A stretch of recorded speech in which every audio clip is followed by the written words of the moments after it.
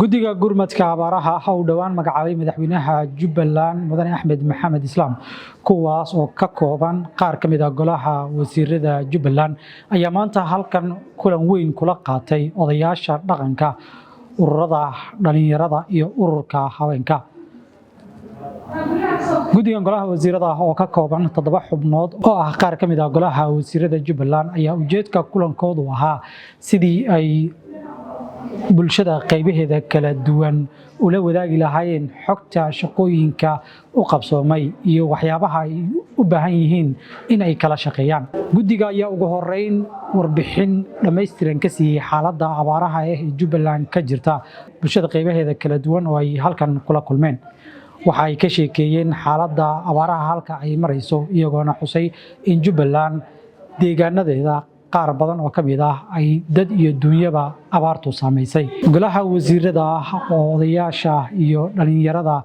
kulan saacado badan qaatay halkan kula yeeshay ayaa waxa ay ka codsadeen in ay kala shaqeeyaan sidii bulshada qaybaheeda kala duwan loogu gurman lahaa si gaar ah dadka u nugul abaaraha.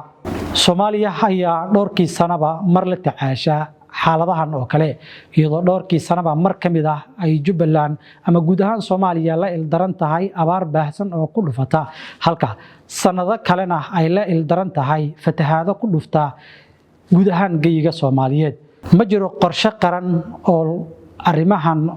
loogu talagalay in lagu xalliyo oo ay bulshada Soomaaliyeed iyo guud ahaan qaranka Soomaaliyeed ay ka yeesheen sidii abaaraha iyo fatahaadaha soo noqday loogu heli lahaa xal waara